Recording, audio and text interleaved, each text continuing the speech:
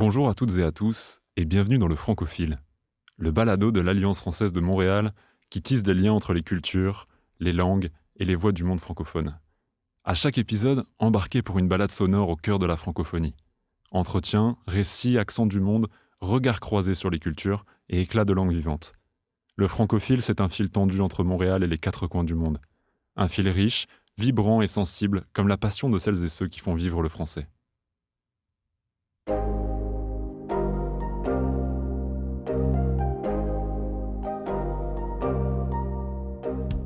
Je m'appelle Baptiste Joyer et pour lancer cette série, je donne la parole à trois grandes voix de la francophonie. Louise Baudouin et Clément Duhem, figures incontournables de la scène politique québécoise, qui ont dédié leur vie à défendre et promouvoir la langue française.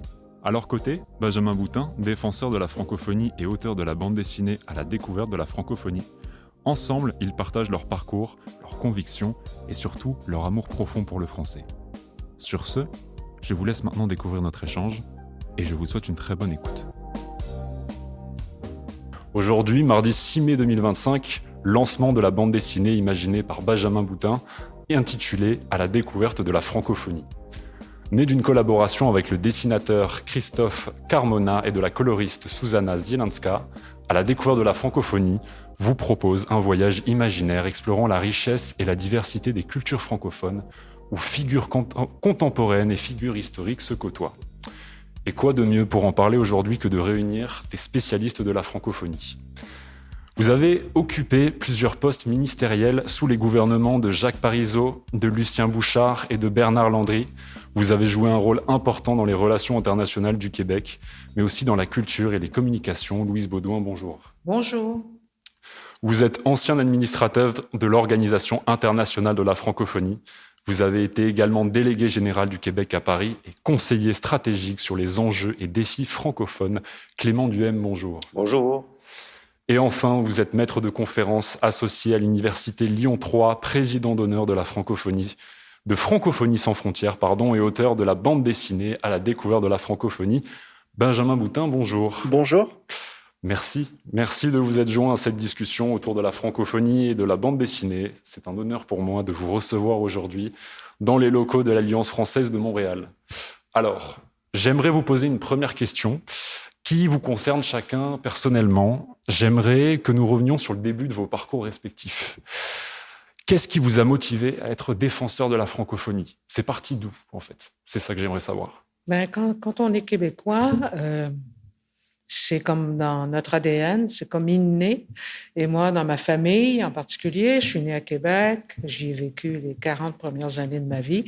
Et bien, dans ma famille, on était très francophone et très attachés à la France, à la culture française. Et puis, donc, c'est venu naturellement. Ça fait pleinement partie de l'identité. Ouais. Ouais. Voilà, pour moi, oui. Très bien, merci. Moi aussi, la famille a joué un rôle important puisque mon père n'a jamais eu de promotion parce qu'il ne parlait pas l'anglais. Donc, j'avoue que j'ai eu tout de suite un engagement familial à l'égard de la langue française très important. Mais mon premier contact avec l'extérieur m'a convaincu justement de l'importance de cette francophonie plurielle quand j'ai été jeune coopérant à 18 ans, jeune volontaire aux Antilles, dans les Caraïbes. Donc, ça a été... Et puis, ensuite, 2 ans plus tard, en 79, je me retrouvais à Dakar, à la conférence des ministres de l'Éducation, puisque mon ministre à Québec de l'Éducation nationale, justement, est président de cette conférence. Et donc, je découvrirai à ce moment-là l'Afrique et la francophonie. Voilà un petit peu les racines de la passion qui m'a habité toute ma vie. Oui, vous avez exploré la francophonie dans toute sa diversité. Pour ma part, il y a un intérêt depuis longtemps pour la langue française, les cultures francophones. J'ai eu la chance de beaucoup voyager. Ça m'a ouvert de nouveaux horizons et je me suis rendu compte que sur certains territoires, le français était parlé. Donc, j'ai voulu comprendre pourquoi. J'avais une appétence pour la langue française, pour l'histoire, la géographie. Et à un moment donné, j'ai effectué un master, donc équivalent maîtrise, dont le parrain était Abdou Diouf. Et notre promotion avait travaillé sur la création d'un espace économique francophone en 2013. Et à la suite de ça, j'ai publié mon premier article, Faire de la francophonie une économie monde. Et la francophonie est devenue un engagement et aussi une expertise que j'enseigne maintenant. Très bien. Merci pour ce partage. Et justement, votre appétence pour la francophonie, vous l'avez traduit d'une façon assez originale par un support assez particulier, la bande dessinée. Alors, je m'adresse à vous. Je voulais savoir pourquoi vous avez choisi la bande dessinée comme support pour parler de la francophonie. À l'origine, j'ai écrit un dialogue parce que je voulais faire passer l'histoire de la francophonie d'une façon vivante, avec des personnages historiques, mais aussi des personnages contemporains et fictifs. Donc, vous avez la chance d'avoir 2 personnages vivants à la table ici dans la bande dessinée. Tout à fait. Oui, effectivement. Oui. Toujours Et l'idée, c'était que la francophonie restait mal connue, beaucoup d'amalgames autour d'elle, de malentendus. Il fallait reposer les bases, il fallait rendre ça accessible à tout public. Et donc, moi, l'un des axes de mon engagement, c'est le côté intergénérationnel. Et je pense que cette bande dessinée parle à toutes les générations. Mais c'est ça qui est super intéressant avec la bande dessinée, effectivement, c'est que ça peut toucher un grand public. Et puis, c'est vrai que même historiquement, c'est un support qui n'est pas anodin, puisque la bande dessinée, c'est quand même le 9e art et qui a justement une présence très forte dans le monde francophone. Moi, pour ma part, je suis originaire de Lille, dans le nord de la France. J'ai grandi entre la France et la Belgique, donc la bande dessinée a fait partie de ma culture. Et on la retrouve, que ce soit en France, en Belgique, mais aussi ailleurs, au Québec et dans plein d'autres régions du monde. Donc, merci beaucoup. D'ailleurs, comme vous disiez, ce qui est très intéressant, c'est que Louise Baudouin, Clément Duhem, vous figurez dans la bande dessinée. Comment vous avez vécu le fait de figurer dans la bande dessinée? Est-ce que vous êtes reconnu dedans? Oui, c'est impressionnant, en effet. La première fois, je me suis dit, est-ce que c'est bien moi? Est-ce que, bon. Pour ce qui est des paroles, par exemple, avec Benjamin, il vient au Québec relativement souvent. Et puis, on a passé un petit moment ensemble. Je voulais être certaine que ce qu'il me faisait dire n'était pas contraire à mes convictions indépendantistes québécoises les plus profondes. Bah oui, c'est important. C'est tout à fait important. Tout à fait. Moi oui, c'est un honneur en même temps de se retrouver immortalisé dans une BD. Il faut le prendre avec humilité, mais je pense que ce qui est formidable, c'est que Benjamin a trouvé par ce médium à vulgariser, à rendre accessible. Et c'est ça le grand défi à chaque fois de cette francophonie quand même qui, depuis des dizaines d'années, fait des choses formidables. Il a su justement montrer cette pluralité, cette diversité culturelle de la francophonie, cette diversité des langues aussi, des accents, il l'a bien... Et j'ai beaucoup aimé ces différents niveaux qu'il a trouvés pour passer un certain nombre de messages sur les valeurs qui doivent justement nous réunir ensemble. Et ça, j'ai beaucoup aimé de voir qu'avec un langage très accessible dans ce parcours avec des jeunes, avec des anciens, je trouve que c'est une très belle... Et comme vous le disiez si bien, la bande dessinée, encore aujourd'hui, est très, très, très... utile pour faire que passer nos idées. Et je me réjouis de cette première bande dessinée, justement, qui fait un voyage à travers la France. Mais justement, vous parliez de valeurs, et moi, j'aimerais revenir sur un passage qui m'a marqué dans la bande dessinée. C'est une parole qui vous est attribuée, Louise Baudouin. Alors, qui vous est attribuée. Votre avatar la prononce dans la bande dessinée. Je vais vous la lire ici. La francophonie n'est pas une nostalgie, elle est une maison commune à parachever et surtout à habiter par et pour les jeunes. Et là, je m'adresse à vous 3, encore une fois. Quel message vous aimeriez faire passer aux jeunes générations concernant la valorisation de la francophonie?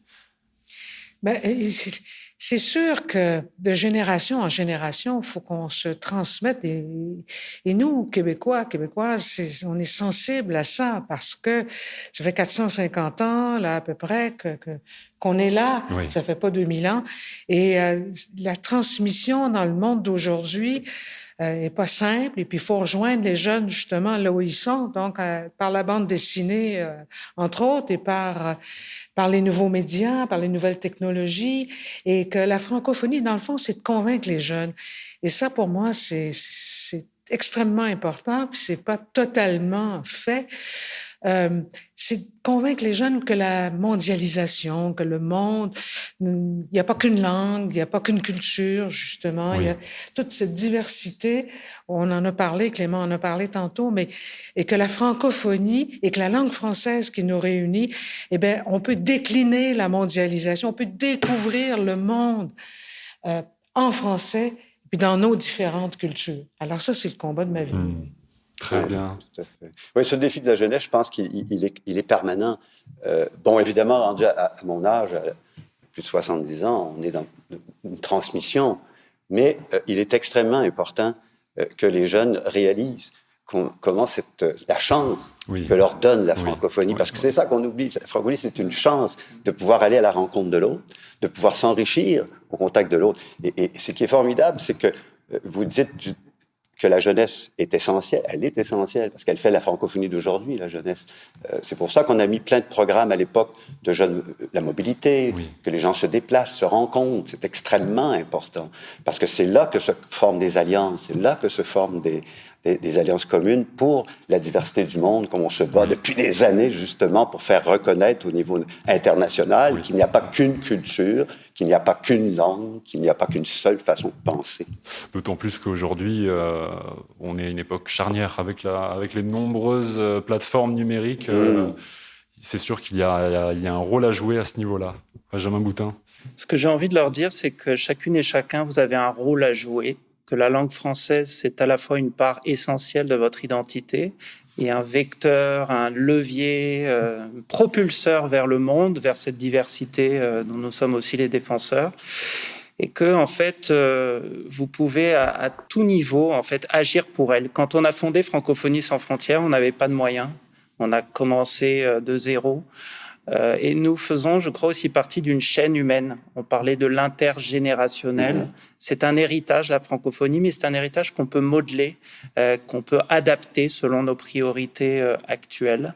Et donc, cette part aussi de notre identité d'intime, le poète québécois Gilles Vigneault l'a bien exprimé quand il a dit « La francophonie, c'est un vaste pays sans frontières.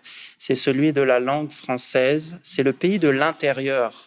Le pays invisible, spirituel, mental, moral qui est en chacun de vous. » Donc prenez soin de cette langue, prenez soin de cette coopération francophone. On a fait des belles choses en plus de 50 ans et il faut continuer absolument. Très bien, merci beaucoup pour ce partage, Benjamin Boutin. Merci à tous les trois. Petit mot de la fin à présent. Si on parle d'avenir, on ne peut pas ignorer le rôle essentiel que joue le Québec dans cet espace francophone. C'est un territoire avec une très grande diversité culturelle, on le sait bien, la langue française y est officielle.